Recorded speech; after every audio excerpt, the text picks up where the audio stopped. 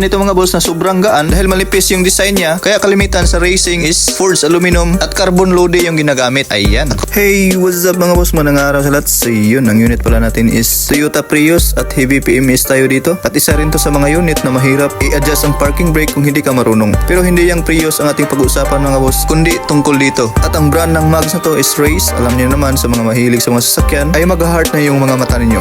Ano yan chicks? So continue tayo dito. Ayan, nakalagay dito Made in Japan. So pag-uusapan natin ngayon mga boss, bakit nga ba mahal ang ganitong mga klase ng mag wheels? Dahil yan sa print na to mga boss. So pagbasa sa Bisaya na porgid, pasagad naman ka, forged mo na. Kana kung duha kasakyanan nga Ford, dahil dalawa sila di forged. Ipit na ba At kung makikita nyo dito, legit na orig talaga to. Dahil wala namang nakalagay na fake.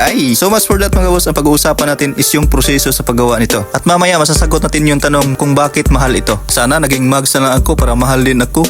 So ang tawag ito is forged aluminum. Siyempre nagtanong tayo kay Google kung ano ang exact meaning. Forged makes or shape a metal object by heating it in a fire or furnace and hammering it. At yung number 2, create something strong, enduring, or successful. At ang pinaka-simple na example dyan mga boss is yung mga panday ng mga espada at itak. Binabaga nila ang metal at pinahammer para mapurma at sadyang napakatibay nito mga boss. At sa mga tools natin, meron din tayong nakikitang drop forge. So yan yung proseso mga boss na dinadakdakan ng malaking bagay na sobrang bigat para ma-form ang isang bagay na gusto ng isang maker. At ang nakikita nyo ngayon sa picture mga boss is yan yung example ng forged connecting rod. So from right side, wala pa siyang forma. After siya dakdakan ng mabigat na bagay, unti-unti siya nagkakaroon ng shape in accordance doon sa hulmahan ng shape ng connecting rod. At may tinatawag naman tayong casting mga boss. Ito yung madaling proseso which is ibubuhos lang yung molten metal doon sa hulmahan at makakapag-form agad ng mga shapes in accordance doon sa type ng hulmahan na ginagawa ng maker. At syempre, ikukumpara natin yung forging at casting. At dito sa left side, casting, kung makikita nyo mga boss, may mga air pockets siya. So normal yan sa casting. So gagawin natin yung example ang bodybuilder. Di ba malaki yung katawan pero puro steroids naman? At ito mga boss, kinat yung piston. Kung makikita ninyo ang mga air pocket doon sa ilalim. So hindi siya siksik mga boss. Unlike sa forging, wala siyang air pocket. At ang gagawin natin example is ang katawan ni Bruce Lee. Kung mapapansin niyo, siksik at purong muscle talaga. At syempre, subok na matibay pa. At dahil purong metal siya, halatang mas matibay ito at mataas rin ang temperature na kaya niyang i-handle. Gaya natin na kayang tiisin ang ugali ng ating partner na palaging high temperature.